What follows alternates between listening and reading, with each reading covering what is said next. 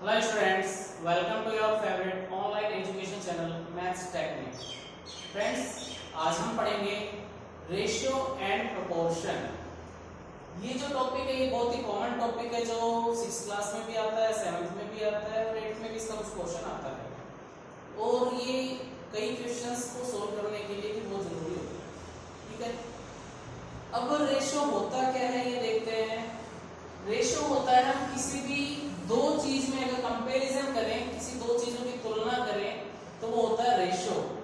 जैसे एक चीज अगर 2 है दूसरी अगर 3 है तो ये इनके बीच में रेशियो हो गया और ये जो है ये रेशियो का साइन होता है।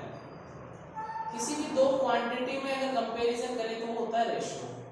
ठीक है, फिर दूसरा अपने पास वर्ड है प्रोपोर्शन। किसी दो रेशियो में अगर कंपैरिजन होता है तो वो होता है प्रोपोर्शन। इसका साइन होता है ये, जैसे 2:3 है, इसके साथ में अगर हम 4:6 कर दें, जिसको अगर कैंसिल करें 2 2 से 4 2 3 से 6 तो 2:3 बन गया, ये भी 2:3 था, तो ये दोनों रेशियो सेम है। तो 2:3 और 4:6 आपस में क्या हो जाएंगे, प्रोपोर्शन में हो जाएंगे। तो क्या बात, रेशियो का क्या था कि दो क्वांटिटी में अगर कंपैरिजन करें तो वो रेशियो हो गया और दो रेशियो में अगर कंपैरिजन करें तो वो हो गया प्रोपोर्शन। ठीक है, अब ये क्या काम आते हैं, पहली चीज तो ये देखिए कि जो रेशियो होता है वो कंपैरिजन करने में किस तरीके से काम आता है। मान लो मैं यहां पर लिख दूं 5 रुपीज और यहां पर मैं लिख दूं 10 मीटर, तो ये रेशियो हमारा रॉन्ग है। ऐसा कोई भी रेशियो नहीं हो सकता है। क्यों नहीं हो सकता है? क्योंकि मैंने रेशियो का मतलब क्या बताया था, रेशियो का मतलब होता है कंपैरिजन इन टू क्वांटिटीज, किसी भी दो क्वांटिटी के अंदर कंपैरिजन। भाई 5 रुपए का कभी भी 10 मीटर से कोई कंपैरिजन हो सकता है क्या? आपसे कोई पूछे कि 5 रुपीज बड़े हैं या 10 मीटर बड़ा है, तो कभी बता पाओगे? कभी नहीं बता पाओगे। कभी भी जो कंपैरिजन होता है वो सेम यूनिट्स वाली डिजिट्स में होता है, या फिर ये कह सकते हैं कि बराबरी वालों में होता है। नॉर्मल लैंग्वेज में बोला जाता है कि कोई भी कंपैरिजन होता है या तुलना होती है तो बराबरी वालों में होती है। तो वो चीज यहाँ भी लागू होती है। कैसे कि यहाँ पर 5 रुपीज है, यहाँ पर 10 मीटर है, तो इन दोनों में कभी भी कंपैरिजन नहीं हो सकता। कभी भी हम ये नहीं बता सकते कि 5 रुपीज ज्यादा है या 10 मीटर ज्यादा है। अगर हम इस 10 मीटर की जगह यहाँ पर 10 रुपीज कर दें, अब बता सकते हो क्या ज्यादा है, 5 रुपीज या 10 रुपीज? ऑब्वियसली 10 रुपीज ज्यादा है। अब कैसे बता दिया हमने, क्योंकि दोनों की क्वांटिटी क्या हो गई, सेम हो गई है। ठीक है, तो इतना ध्यान रखना कि हमेशा कोई भी कंपैरिजन होगा वो सेम यूनिट्स वाले डिजिट्स में होगा, या फिर ये कह सकते हैं कि रेशियो कभी भी निकालना हो तो सेम यूनिट्स वाले डिजिट्स में निकलेगा। ठीक है, मान लो यहाँ पे 5 रुपीज है, यहाँ पर 100 पैसे हैं, तो इनमें कंपैरिजन हम नहीं कर सकते कि कौन सा बड़ा है कौन सा छोटा है, भी हमको नहीं पता चलेगा। नॉर्मल लाइफ में हमको पता रहता है कि भाई 100 पैसे है वो कम हो जाते हैं, लेकिन डायरेक्टली हम पता नहीं कर सकते जब तक हमको उस यूनिट के बारे में नहीं पता हो। तो क्या करेंगे कि दोनों यूनिट को सेम बना देंगे, अगर पॉसिबल है तो सेम बना देंगे, अगर पॉसिबल नहीं है तो फिर उन दोनों में रेशियो होगा ही नहीं। तो ये तो 5 रुपीज हो गया है, ये 100 पैसा है, तो हम इस 5 रुपीज को भी अगर पैसे में चेंज कर दें, भाई 1 रुपए में कितने पैसे होते हैं, 100 पैसे होते हैं, तो 5 रुपीज में कितने हो जाएंगे, 500 पैसे हो जाएंगे। तो अब हम बता सकते हैं कौन सा ज्यादा है, 500 पैसे ज्यादा है या 100 पैसे ज्यादा है? ऑब्वियसली 500 पैसे ज्यादा है, मतलब 5 रुपीज ज्यादा है। तो ये तो एक जनरल चीज हो गई रेशियो के अंदर की सेम क्वांटिटीज वाले डिजिट्स में हम कंपैरिजन कर सकते हैं और उन्हीं का रेशियो निकाल सकते हैं। कई बार हमारे पास क्वेश्चन आ जाते हैं कि कोई 3 कैंडिडेट है ए, बी और सी, इनमें कोई चीज यहाँ पर इनमें तीनों में बांटी जा रही है, किसमें, 2:3:5 में। मान लो इन तीनों में 500 रुपीज बांटे जा रहे हैं, तो ए के पास कितने रुपए आ जाएंगे, बी के पास कितने रुपए आएंगे और सी के पास कितने रुपए आएंगे। ये रेशो 2 में भी हो सकता है, 3 में भी हो सकता है, 4 में, 5 में, 6 में, कितने में भी हो सकता है। ठीक है, तो हमको पता है ना किसके पास कितने रुपए आएंगे। तो रेशो इस टाइप की क्वेश्चन को सोल्व करने में काम आता है। कैसे, इन टाइप के क्वेश्चन को सोल्व कैसे करेंगे, उसके लिए जनरल फॉर्मूला ये हो गया अपने पास कि रेशियो अपॉन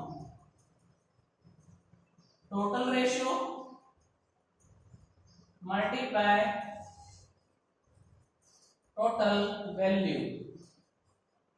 टोटल वैल्यू कौन सी, जिस टोटल वैल्यू को हमको इन रेशियो में डिवाइड करना है। ठीक है, अब जैसे हमको ए का रेशियो निकालना है, मतलब ए के पास कितने रुपए आएंगे उसका अगर निकालना है, तो ऊपर तो क्या आएगा रेशियो, मतलब ए का रेशियो कितना है 2, फिर आएगा टोटल रेशियो, टोटल कितना हो गया 2 + 3 5, 5 + 5 10,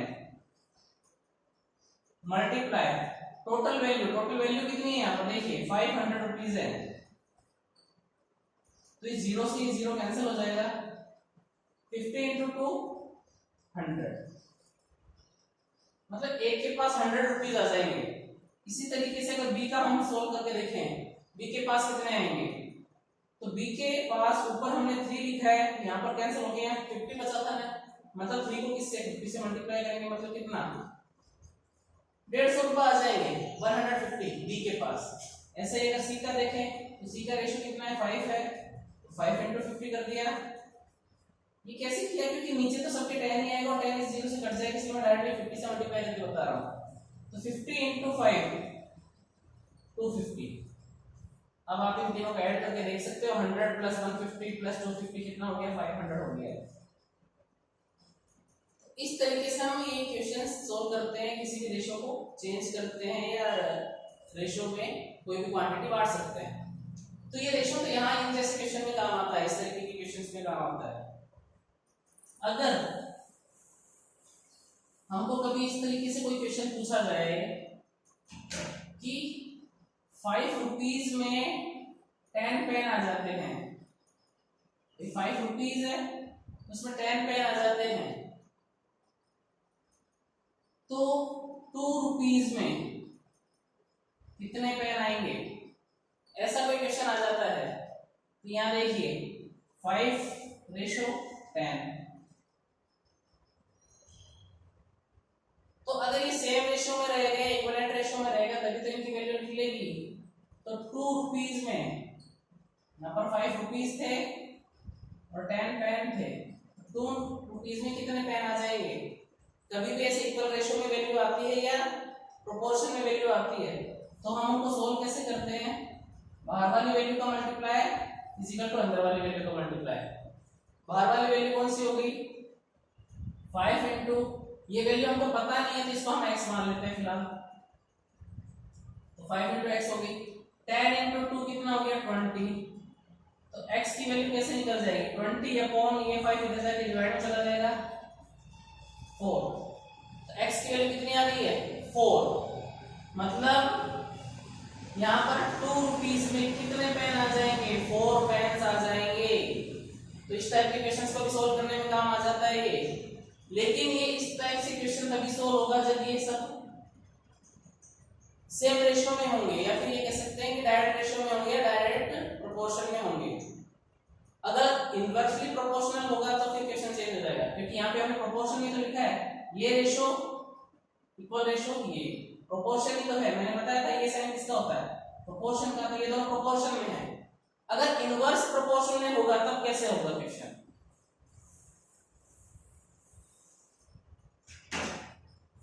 भाई डायरेक्ट प्रोपोर्शन का मतलब क्या है कि अगर यहाँ पर 5 रुपीज ज्यादा है तो यहाँ 10, ये जो 10 पेन थे ये भी ज्यादा है, यहाँ पे 2 रुपीज 5 से कम थे ना, तो यहाँ 4 पेन भी 10 से कम है, मतलब एक चीज बढ़ रही है तो दूसरी भी बढ़ रही है, एक चीज अगर घट रही है तो दूसरी भी घट रही है। ये होता है डायरेक्ट प्रोपोर्शन। तो डायरेक्ट प्रोपोर्शन में लिखते कैसे, जैसे इधर 5 रुपीज था और इधर 10 पेन था, तो जो इक्वल रेशियो के बाद में लिखेंगे उसमें भी पहले क्या लिखेंगे रुपीज और उसके बाद में लिखेंगे पेन। यहाँ पर पहले रुपीज यहाँ पे भी पहले रुपीस और यहाँ बाद में पेन था तो यहाँ पे पेन बाद में। ये होता है डायरेक्ट प्रोपोर्शन। इनवर्स प्रोपोर्शन क्या होता है? जैसे मैं बोलूं कि एक आदमी किसी काम को, एक मैन किसी वर्क को 2 डेज में कर देता है, तो 2 मैन्स मिलके इसको कितने दिन में कर देंगे? तो मेरे को इतना बताइए कि अगर एक आदमी वो 2 दिन में कर रहा है तो 2 आदमी मिलकर उसको कम टाइम में कंप्लीट कर देंगे या ज्यादा टाइम में? भी एक आदमी 2 दिन में कंप्लीट कर रहा है तो 2 मिलके अगर करेंगे तो काम आधा आधा बढ़ जाएगा, दोनों में मतलब जल्दी कंप्लीट कर देंगे।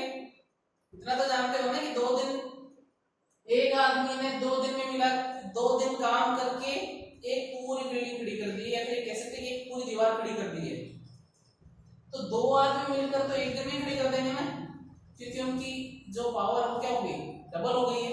तो इस टाइप के जो क्वेश्चन आ जाते हैं कि एक चीज तो घट रही है और दूसरी यहाँ पर बढ़ रही है, 2 आदमी एक दिन में कर देंगे, तो ये अगर बढ़ रही है तो दूसरी घट रही है। ऐसे क्वेश्चन होते हैं इनवर्स प्रोपोर्शन। तो ऐसे क्वेश्चन हम कैसे सॉल्व करेंगे? जैसे यहाँ पर 1 मैन रेशियो 2 डेज है, तो इक्वल रेशियो में जब इसको लिखेंगे तो यहाँ पर पहले मैन है तो वहां पे पहले डेज आ जाएगा, मतलब 1 डे 2 मैन। तो इनवर्स प्रोपोर्शन में ये होगा कि यहाँ पर जो ऑर्डर था वहां पर ऑर्डर चेंज हो जाएगा। यहाँ पे पहले मैन है तो वहां पे पहले डे आ जाएगा, यहाँ पे बाद में डे है तो वहां पहले बाद में क्या आ जाएगा, मैन, ऑर्डर चेंज हो जाएगा। ये होता है इनवर्स प्रोपोर्शन में। इनवर्स प्रोपोर्शन में लिखने के बाद में सोल्व करने का तरीका वही रहेगा कि बाहर वाली वैल्यू आपस में मल्टीप्लाई, अंदर वाली वैल्यू आपस में मल्टीप्लाई और दोनों को इक्वल कर देंगे। सेम तरीके से हम सोल्व करेंगे। तो ये हमारा रेशियो और प्रोपोर्शन का एक जनरल इंट्रोडक्शन है, जिससे आपके किसी भी प्रकार के क्वेश्चन सॉल्व हो सकते हैं रेशियो प्रोपोर्शन वाले। जो कॉस्ट वाले क्वेश्चंस आते हैं कि इतने रुपीस में इतनी चीजें आई हैं तो इतने रुपीस में कितने आएंगे, उस टाइप के क्वेश्चन भी सॉल्व हो जाएंगे रेशियो से। और प्रोपोर्शन से कौन से सॉल्व, ये रेशियो से प्रोपोर्शन तो ये सॉल्व हो जाएंगे कॉस्ट वाले कि इतने रुपए में तो वो कितने रुपए में होंगी। इनवर्स प्रोपोर्शन में वो काम वाले क्वेश्चन हो तो इनवर्स प्रोपोर्शन से हो जाएंगे। और रेशियो से कौन सी चीजें सॉल्व हो जाएंगी? किसी भी चीज को बांटना है, किसी में 2 जनों में, 3 जनों में, 4 जनों में, तो वो रेशियो से बढ़ जाएगा। फॉर्मूला मैंने लिखवाया था, तो इससे आपके सभी क्वेश्चन सॉल्व हो जाएंगे। तो मेरे अकॉर्डिंग मैंने आपको अच्छे से समझाने की कोशिश की, उम्मीद करता हूं आपको समझ में भी आया होगा। फिर भी अगर किसी का कोई डाउट रहता है तो आप मेरे को कमेंट सेक्शन में लिख सकते हैं। इसके अलावा किसी टॉपिक पे अगर आपको कोई भी प्रॉब्लम हो, जो एक जनरल टॉपिक हो सकता है, तो आप मेरे को कमेंट बॉक्स में लिख सकते हैं। उसके लिए भी आपके लिए मैं अलग से वीडियो बना के तैयार कर दूंगा और जल्द ही आपके सामने वीडियो आ भी जाएगा। तो कोई भी डाउट हो तो आप मेरे को कमेंट बॉक्स में लिख सकते हैं, नए किसी टॉपिक के लिए भी लिख सकते हैं।